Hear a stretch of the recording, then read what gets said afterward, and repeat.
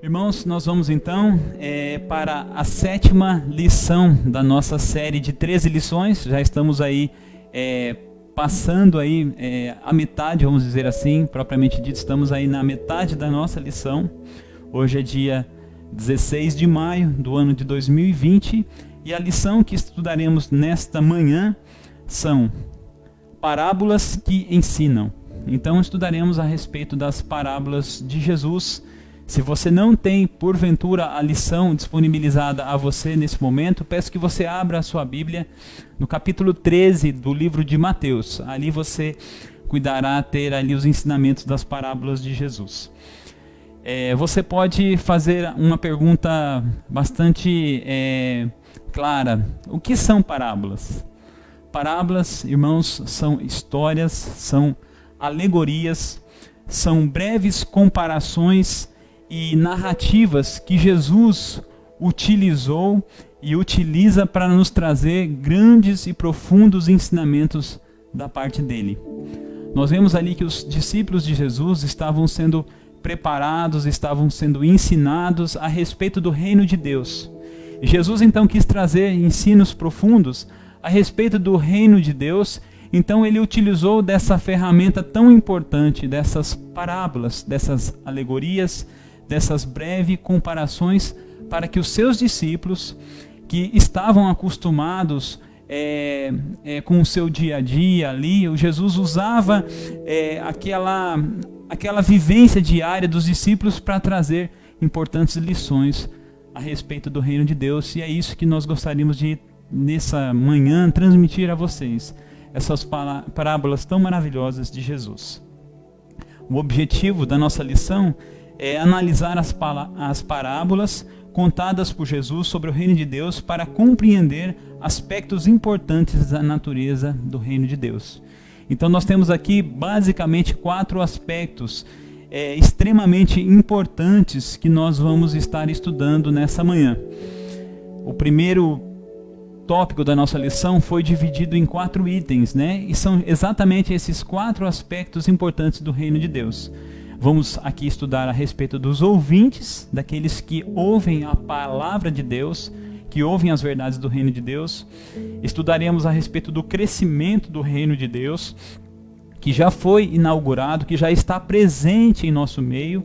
Foi inaugurado justamente quando Jesus Cristo ele veio pela primeira vez aqui a esta terra, e ele inaugurou o seu reino, e o seu reino ele está sendo completado, até que no dia da sua vinda será consumado por completo o reino de Deus. Nós vamos ver aqui a respeito da consumação, exatamente a respeito da consumação na terceira característica, e na 4ª característica estaremos aí aprendendo um pouco a respeito da preciosidade do reino de Deus. Então eu te convido para que esteja junto conosco. A nossa introdução diz da seguinte maneira: Paul Ehrman acertadamente comenta que a palavra parábola é a forma aportuguesada da palavra grega parabole, que vem de um verbo grego que significa atirar para o lado. Segundo ele, uma parábola é uma história que coloca uma coisa ao lado da outra, fazendo então aí uma comparação com o propósito de ensinar. Como já dissemos, é uma comparação colocando o conhecido ao lado do desconhecido. Jesus usou muito desse método e diz assim o texto de Mateus 13:34. Jesus sempre usava histórias e comparações. Ele mesmo contou várias parábolas durante o seu ministério, todas elas ensinadas e todas elas ensinando coisas relacionadas ao reino de Deus. Então, exatamente no capítulo 3 do Evangelho de Mateus, nós teremos várias dessas parábolas. Aproximadamente são 7 parábolas, irmãos, que Jesus usa para ensinar justamente o quê? A respeito dos ouvintes, a respeito do crescimento do reino, a respeito da consumação e a respeito da preciosidade do reino de Deus. Então, para nos falar a respeito dos ouvintes do reino de Deus, Jesus usa uma das parábolas muito conhecidas, que estão registradas, que você pode aí procurar na sua Bíblia, nos versículos 1 até o versículo 23, que nos fala da parábola do semeador. Essa parábola, uma parábola muito conhecida, muito maravilhosa, e nos fala a respeito de um homem que saiu a semear uma semente, e esta semente ela foi semeada em alguns tipos de solos. Ela foi então aí, vamos dizer assim, foi espalhada por vários locais. E nós vemos que esse semeador que saiu a semear, espalhou essas sementes que caíram em vários solos. O semeador aqui seria o pregador, como você, como eu, podemos ser esse pregador, esse semeador da palavra de Deus. A semente, irmãos, é a palavra de Deus. A semente é a palavra de Deus, preciosa, que realmente pode dar frutos. E o solo são os corações, são as pessoas, são o meu e o teu coração. E nós vemos que a parábola que Jesus nos ensinou, nos mostra aí 4 tipos de atitudes, 4 tipos de reações distintas, 4 tipos aí de solos em que essa semente caiu. Jesus então ele usa ali o solo que estava à beira do caminho, enquanto esse semeador estava semeando. Ele nos mostra que a semente também caiu em um solo rochoso, ou seja, um solo pedregoso.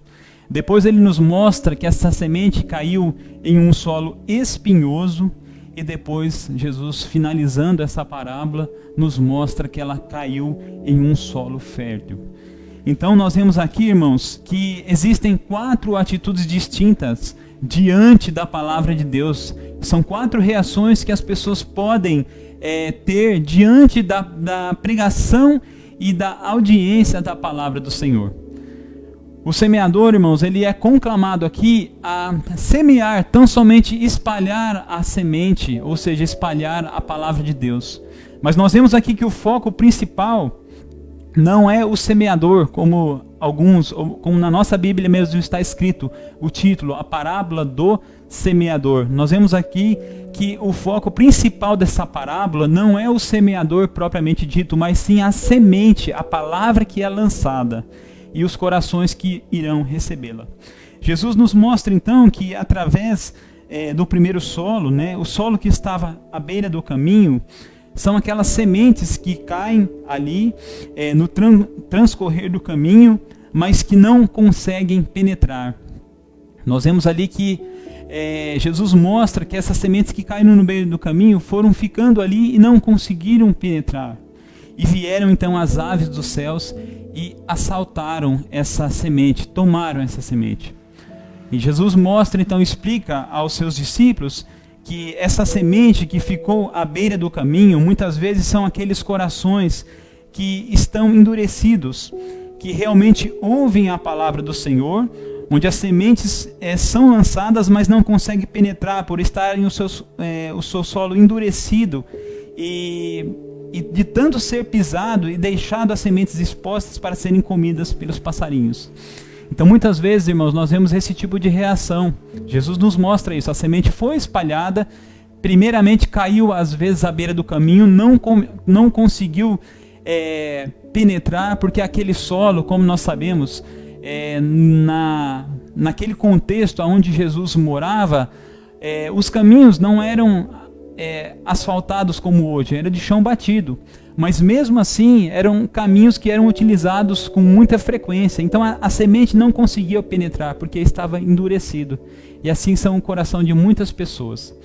Muitas pessoas recebem a palavra, a semente é lançada nos seus corações, mas por estarem endurecidos por conta das circunstâncias da vida, por conta às vezes da incredulidade, por conta de alguma mágoa ou sentimento que há dentro do coração, aquela semente está ali, ela não se aprofunda, ela não penetra no solo e fica exposta, muitas vezes, a ser assaltada. E Jesus usa aqui a comparação dos passarinhos que vinham e tomavam essa semente.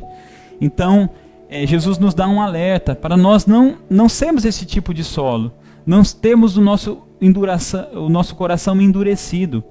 Existe um texto que nos fala em Hebreus, salvo engano, que diz que se hoje ouvirmos a palavra do Senhor, não devemos endurecer o nosso coração. Então, se nós ouvirmos a palavra, nós não devemos endurecer os nossos corações. O segundo solo é justamente o solo rochoso, onde aquela boa semente que é a palavra de Deus foi espalhada. O solo rochoso, Jesus Cristo nos mostra que a princípio essa semente cai, ela consegue penetrar, mas por ele ser um solo rochoso, essa semente ela até se desenvolve, ela lança, ela eclode, podemos dizer assim, ela germina, começa então a se formar ali uma planta, um arbusto, mas aquela planta ela não tem raízes suficientemente profundas. Aí o que acontece?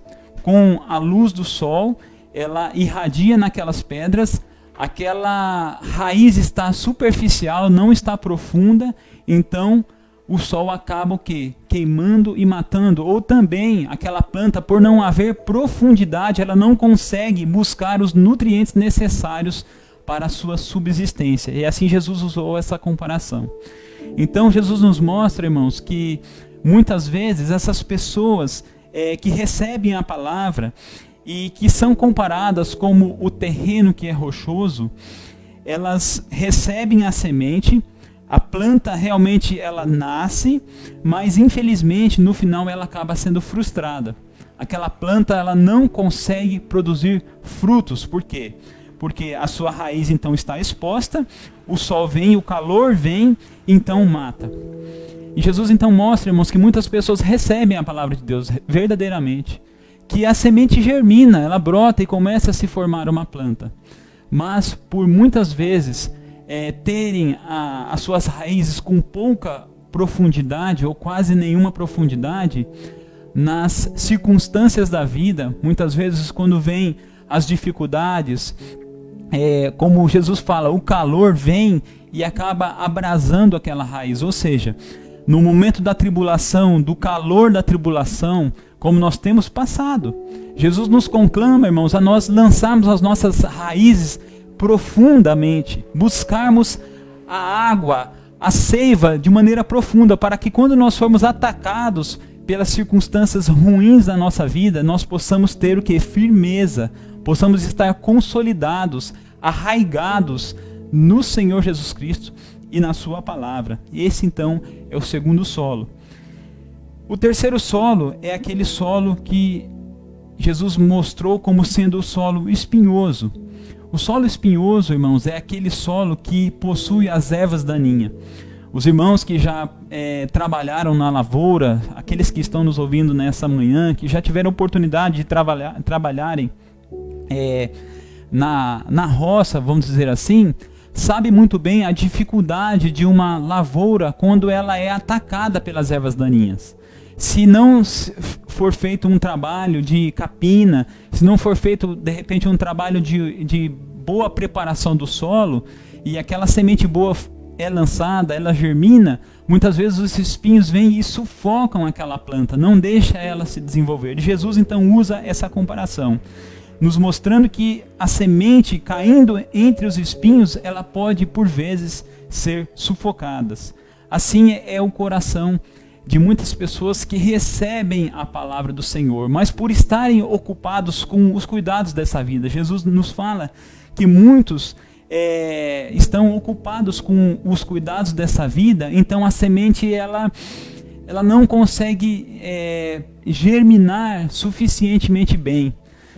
É lógico que nós vemos também, irmãos, que no solo espinhoso nós vemos que a semente eclode, que por vezes ela germina, a planta começa a crescer, mas os espinhos acabam a sufocando, então ela vem a morrer. É muito triste também esse tipo de solo, irmãos. Que nós não venhamos ser esse tipo de solo, que nós não venhamos ter essa atitude, mas que nós possamos então o quê? Sermos aquele solo fértil que Jesus nos fala no quarto solo, na quarta atitude. Nós vemos aqui que no quarto solo a semente caiu em terra boa, em terra fértil. E então assim aquela semente ela foi depositada naquele solo, um solo bom, fértil, bem preparado, livre de rochas, livre de espinhos.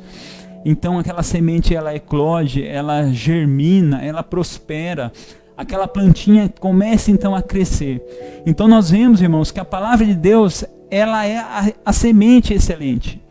A semente ela é boa em todo o tempo, não há defeitos na semente porque foi dada pelo próprio Deus. Agora, existe uma necessidade de nós ouvirmos a palavra do Senhor, porque Jesus Cristo mesmo diz em Mateus capítulo 13, em um dos seus versículos, ele diz assim: aqueles que têm ouvidos, ouçam o que a palavra diz, ouçam o que eu tenho a vos dizer. Ou seja, Jesus nos deixa, irmãos, a oportunidade de termos uma atitude de um solo fértil, que recebe bem a palavra do Senhor e que permite que essa palavra venha se desenvolver. É lógico, irmãos, que a nossa vida cristã, ela é um processo, assim como a planta.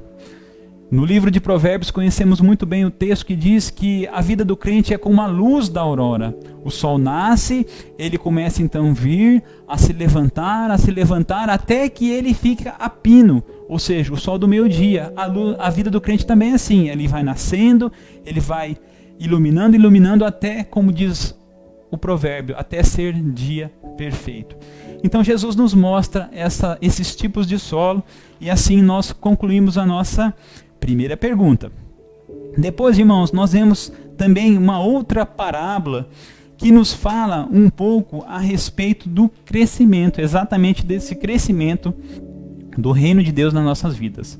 Assim como a vida do crente é um processo, irmãos, e nós estamos em constante crescimento e amadurecimento, Jesus então utiliza uma outra comparação. A parábola da semente do grão de mostarda e também a parábola do fermento. Na parábola do grão de mostarda, irmãos, nós vemos Jesus Cristo utilizando um dos menores grãos ou uma das menores sementes que existem na natureza, que exatamente é o grão de mostarda, para que nós possamos ter aí essa comparação do crescimento do reino de Deus nos nossos corações.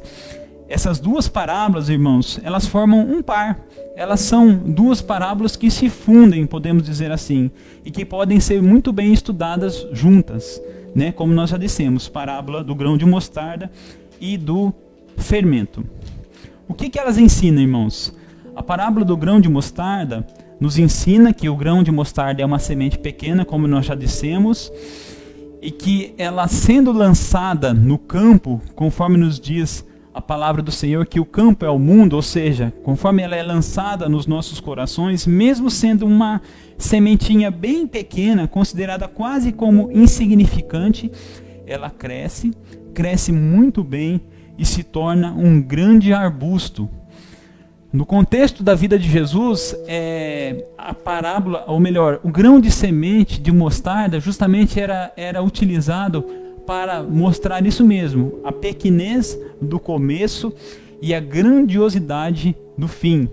Então nós vemos que o reino de Deus, irmãos, ele tem esse crescimento maravilhoso. Embora muitas vezes, quando lançada a semente, eu ouso a dizer até isso, de uma maneira até mesmo despretensiosa, muitas vezes nós lançamos essa semente e por conta, às vezes, do nosso coração, às vezes duvidoso, nós às vezes podemos duvidar, mas ela vai crescendo, mesmo sendo pequena, mesmo sendo considerada como frágil e insignificante por muitos, como muitos consideram a palavra de Deus assim, mas mesmo assim, uma sementinha pequena, muitas vezes despretensiosamente plantada, ela vai crescendo, o Espírito Santo vai agindo na palavra de Deus dentro do coração do ouvinte, daquele que recebeu a palavra no seu coração, e depois nós vemos que se torna um grande arbusto, realmente uma planta vigorosa, viçosa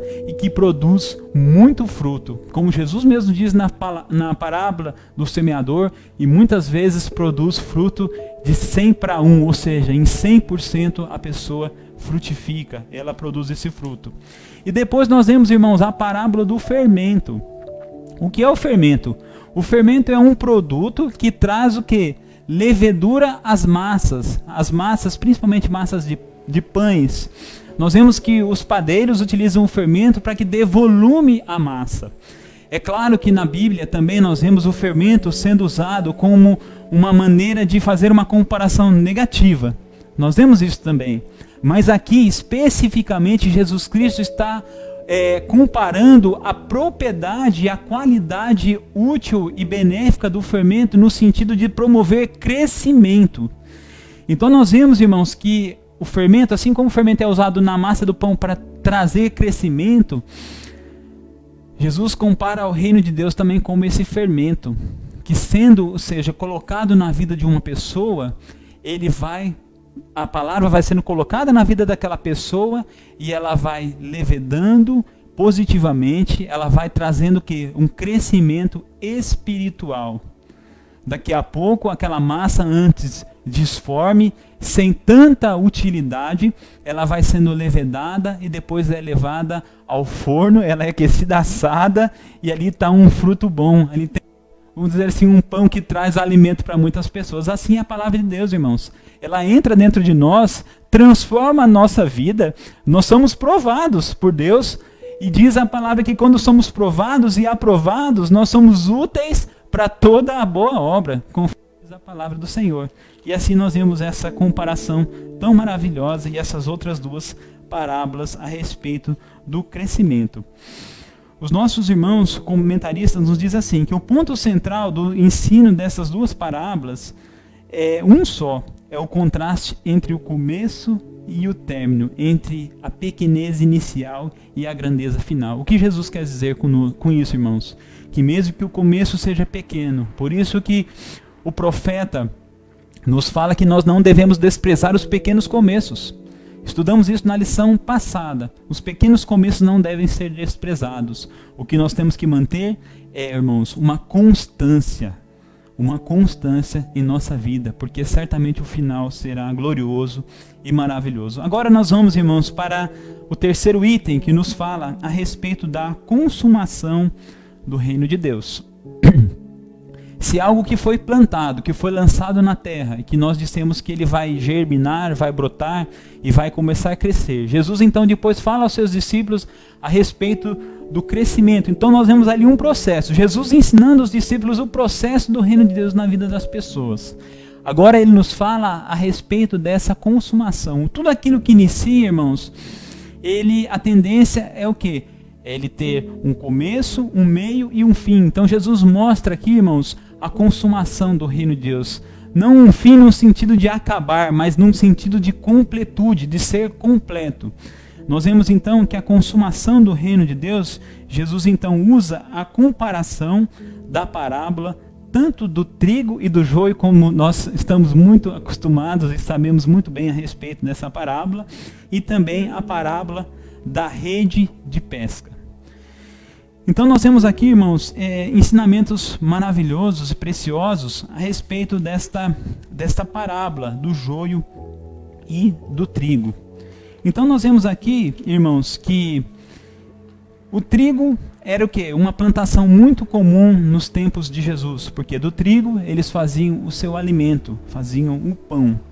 E o joio era o quê? Era uma erva daninha que por vezes crescia espalhada no meio do trigo.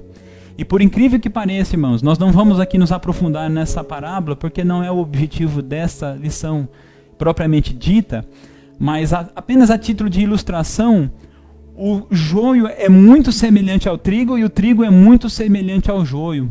Muitas vezes o agricultor, o produtor, ele pode se confundir, né? Até mesmo com um e com o outro e não saber diferenciar. Mas um é o quê? É o fruto bom e o outro é o quê? É a erva daninha, é o fruto mau, é o fruto nocivo.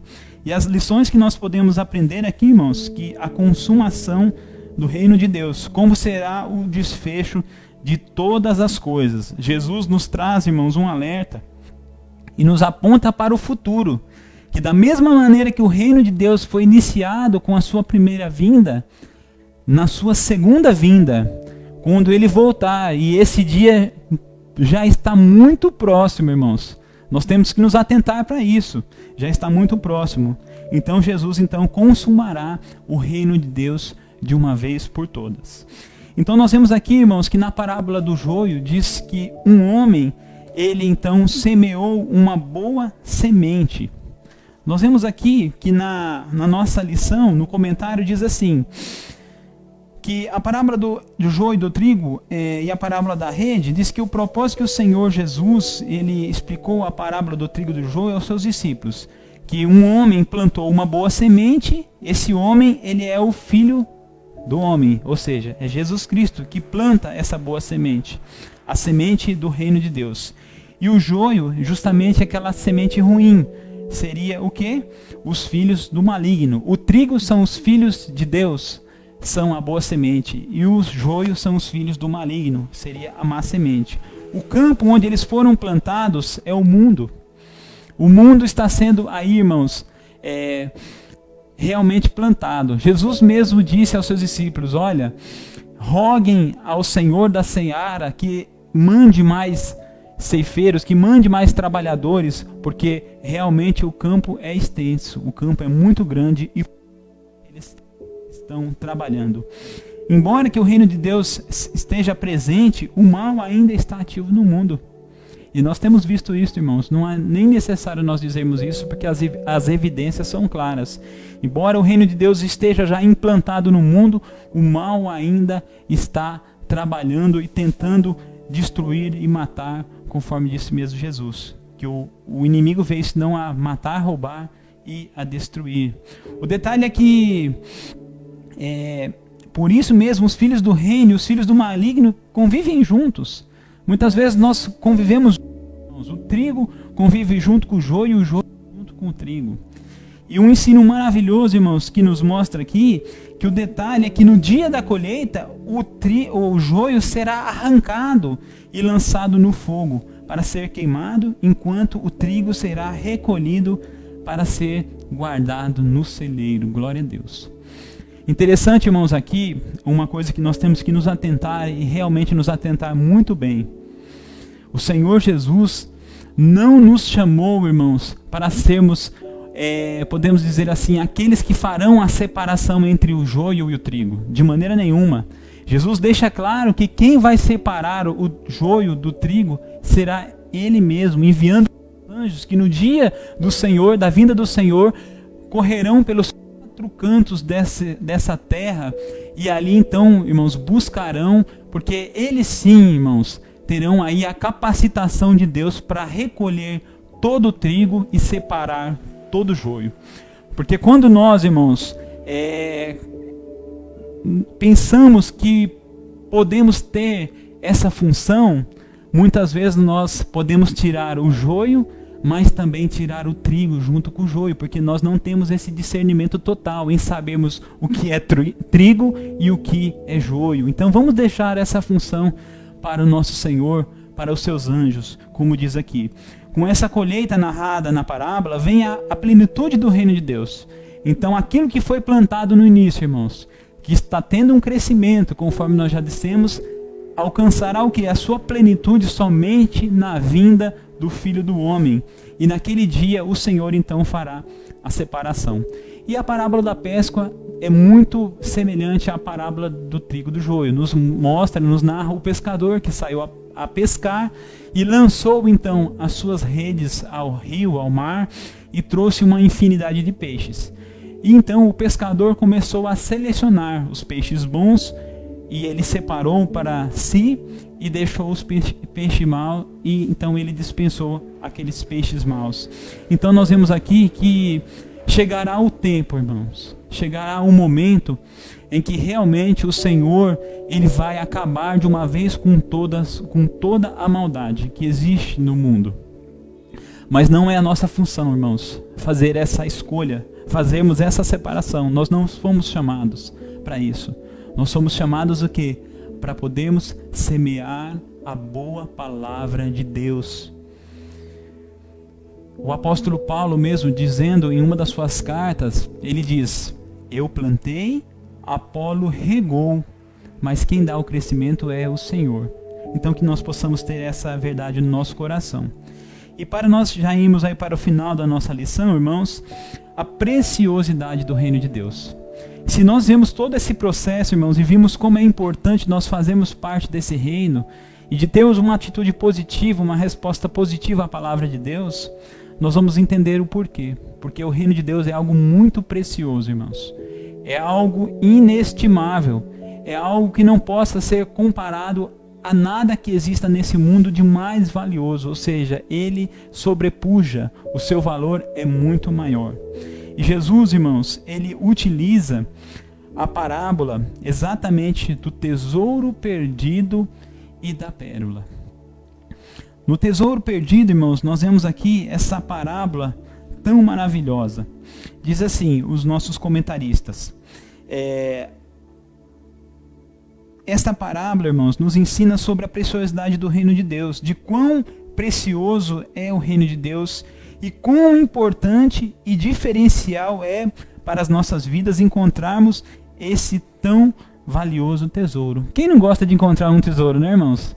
Desde quando nós somos crianças, ou quando nós éramos crianças, nós éramos embalados em histórias dos tesouros, né, que os piratas saíam com um mapa, e um mapa que tinha lá um X, e eles ficavam todos preocupados, buscando encontrar esse tesouro que havia sido perdido. Jesus, ele conta-nos uma história muito semelhante, irmãos. A parábola do tesouro perdido, irmãos, diz assim: até o momento o reino dos céus é comparado a coisas pequenas e comuns, contudo nessa série de 7 parábolas. A parábola do tesouro escondido e da parábola da pérola retratam o reino de Deus como algo de um valor muito positivo, sendo muito vantajoso para aqueles que recebem e se submetem aos seus termos.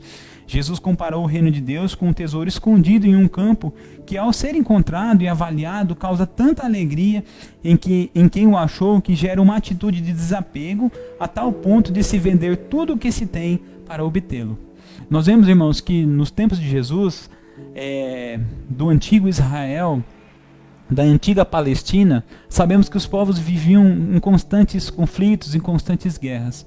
Então muitos povos, ou muitas pessoas, muitas famílias, para que quando o povo que fosse vencido, né, muitos daqueles que eram vencidos, eles eram espoliados, ou seja, os vencedores tomavam as suas riquezas, tomavam seus tesouros, tomavam ali as suas poupanças, vamos dizer assim.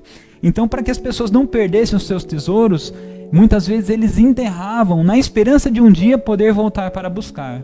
Mas muitas vezes isso não acontecia. E aquele tesouro então ficava escondido. Poderia que uma pessoa vir e encontrar, e se a pessoa encontrasse esse tesouro e adquirisse a terra pelo qual aquele tesouro havia sido encontrado, ele também se tornaria dono do tesouro se esse não houvesse uma identificação.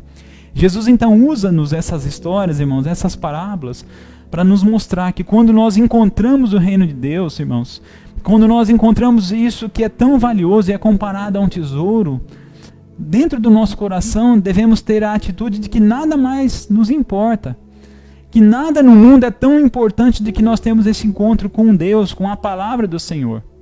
Então Jesus mostra que esse homem, quando naquele campo ele encontra o tesouro perdido, ele vende tudo o que ele tem para adquirir o campo, porque ali está o tesouro. Jesus, irmãos, nos mostra e nos fala exatamente em Mateus, no capítulo 16, e também o evangelista Lucas também nos fala, Jesus falando aos seus discípulos, que se alguém quiser vir após mim, negue-se a si mesmo. Para adquirirmos a palavra de Deus, irmãos, para vivermos conforme os moldes do reino de Deus, nós temos que abrir mão de muitas coisas. E eu sei que isso muitas vezes é dolorido, é custoso, muitas vezes dá muito trabalho, mas Jesus ele nos chama para nós enfrentarmos e para nós podermos, irmãos, termos esse desafio em nossa vida. Ele te desafia a você abandonar tudo, a você abandonar os seus desejos, as suas paixões, aquilo que te prende, para sempre dar ouvidos à voz do Senhor. A oração, a nossa oração, irmãos, é que o Espírito Santo trabalhe esse desejo no teu coração, para que você rompa com aquilo que te prende, que você rompa com aquilo que você acha que é tão valioso e importante, que você entenda que o reino de Deus é muito mais valioso e mais importante. E Jesus também fala da parábola da pérola, que um comerciante, ele procura pérolas bonitas, grandes, valiosas para adquirir. E quando ele encontra essa pérola, ele vende tudo o que ele tem para que ele possa então adquirir essa pérola. Diz assim, irmãos: segundo as leis normais da época, se o tesouro é desprovido de identificação, pertence ao proprietário da terra. Também comparou o reino de Deus com um comerciante que buscou pérolas, Mateus 13:45. Ele mencionou um comerciante que, encontrando uma pérola de grande valor, vende tudo que possuiu para obtê-las. As pérolas na antiguidade eram artigos muito cobiçados, ouvindo-se falar de pérolas que valiam milhões. Nas duas parábolas mencionadas por Jesus, nós vemos que Jesus procura deixar bem claro o que de fato deixar claro o fato que para obter o bem desejado é necessário abrirmos mão de alguma coisa. Na verdade, abrir mão de muita coisa. Essencialmente, o reino de Deus é algo muito valioso, inestimável, cujo a descoberta deveria ser motivo para abandonarmos tudo, pois nada se compara ao seu valor. Amém? Esse é o reino de Deus, irmãos. Jesus então usou essas histórias maravilhosas, histórias simples, pequenas comparações, mas que nos trazem grandes e maravilhosos ensinamentos.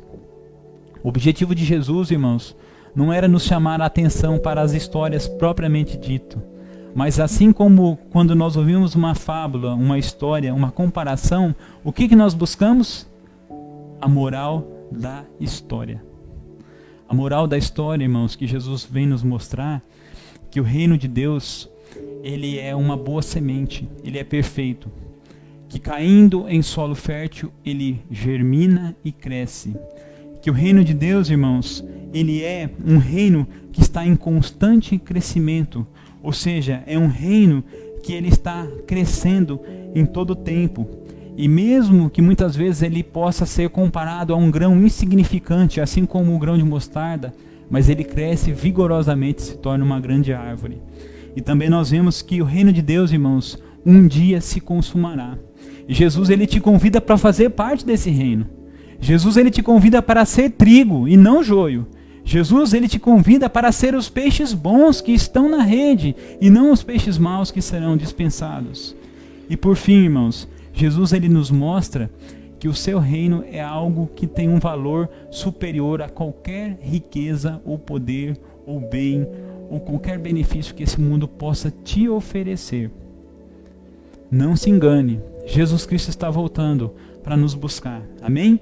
Finalizando a nossa lição, irmãos, já estamos indo aí para o final. Temos mais duas perguntas e eu quero que você reflita conosco. Pergunta de número 5, diz assim: pregue a mensagem do reino de Deus. Eu vou deixar a pergunta porque ela é um tanto quanto pessoal, que você possa refletir no seu lar. Em sua opinião, existe preconceito para pregar a mensagem do reino de Deus? Você tem espalhado a boa semente do reino dos céus com frequência? Eu deixo para que você possa refletir na sua casa, mas eu quero também deixar o conselho de Jesus e da sua palavra. Irmãos, a mensagem do reino de Deus, ela é disponível a todas as pessoas. A semente, irmãos, elas foram lançadas em diferentes tipos de solos. Assim, cada solo reage de maneira bem diferente, bem distinta. O coração humano também responde de maneira diferente e distinta diante da pregação. Muitos respondem com indiferença, com zombaria. Muitos, às vezes, respondem até com bom grado, mas diante das circunstâncias, dificuldades da vida, acabam abandonando e deixando a semente, então, cair por terra. Muitos, porém, recebem de bom grado a palavra do Senhor, e a semente, então, ela germina e se torna uma grande árvore, trazendo aí bons e proveitosos frutos. Que nós possamos ser essa semente, ou melhor, que possamos ser esse solo que recebe a semente, um solo fértil, que possamos produzir para a glória do reino de Deus. E a última lição e última pergunta, irmãos, melhor dizendo, valorize a cidadania do reino de Deus. Irmãos, acima de qualquer cargo, de qualquer posição que você possa ter ou vir a ter nesse mundo, entenda que ser cidadão do reino dos céus é a posição mais alta que você pode galgar na sua vida. Ser um cidadão do reino de Deus é aquilo de maior valor e importância que nós possamos ter dentro de nós. Ou seja, é um privilégio você ser um cidadão do reino dos céus. Diz aqui, é um privilégio ser cidadão do reino dos céus. Apesar de o reino dos céus estar ao alcance de todos, irmãos. Parece até um paradoxo, uma contradição. Algo que está ao alcance de todos ainda ser um privilégio. Mas sabe por que é um privilégio, irmãos? Porque é um tesouro que muitos não querem encontrar. É uma pérola preciosa que muitos não querem ter. Portanto, aqueles que o adquirem, aqueles que o recebem, se tornam então privilegiados. Diz mais, nas parábolas de Jesus vimos que os solos que rejeitam a semente, o joio e os peixes ruins. Infelizmente, existem pessoas que receberam a semente, estão próximas ao trigo, aos bons peixes, porém não fazem parte do reino de Deus, pois ainda não permitiram que as verdades do reino cresçam em seu coração. Como nós já dissemos, irmãos, permita que a semente germine no solo do seu coração, que você possa ter a atitude e a disposição de ter um solo fértil para essa semente poder prosperar. Como disse Jesus, caso você tenha entendido a sua riqueza, ou seja, a riqueza do reino de Deus, valorize-a. Aí nós vemos aqui o texto de Lucas, capítulo 9, versículo 23, Jesus falando aos seus discípulos: negue-se a si mesmo, tome cada dia a sua cruz e siga-me. Amém? Que Deus nos abençoe, irmãos. Vamos deixar aqui o nosso desafio da semana. Chegamos ao final desse estudo, onde aprendemos muito sobre os aspectos do reino de Deus. Vimos quem são os seus ouvintes, o seu crescimento, a sua consumação e a sua preciosidade. Refletimos sobre a importância de levar a mensagem do reino de Deus às mais variadas e diversas pessoas e a valorizar o reino de Deus, pois o seu valor é imenso e incomparável. O seu desafio nessa semana é espalhar a mensagem do Evangelho com algumas pessoas. O nosso papel, irmãos, é espalhar a semente. Nós não sabemos em que tipo de solo nós vamos encontrar. Caso perceba que a mensagem entrou no coração de alguém, se coloque à disposição para discipular e ensinar mais verdades acerca do reino de Deus, do reino do Senhor. Aproveite também para fazer um check-up em sua vida, em nossa vida, e analisarmos se temos dado ao reino de Deus o devido valor. Amém? Que Deus possa nos abençoar, irmãos. Que o Senhor possa nos conservar, irmãos, a cada dia.